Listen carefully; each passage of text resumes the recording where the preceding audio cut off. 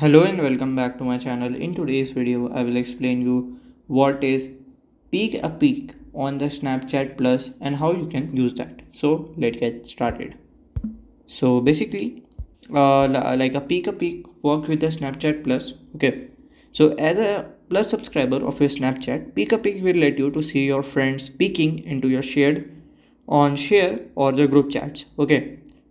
When someone peeks at your conversation and you are the part of and you will see the emoji like this, okay, that someone is speaking your suggestion. It will show in your chat feeds. Okay, so this is a peek and peek feature that's available with the Snapchat Plus subscription, and it is very useful sometimes. Okay, and if you have any question related to this, you can let me know in my comment section.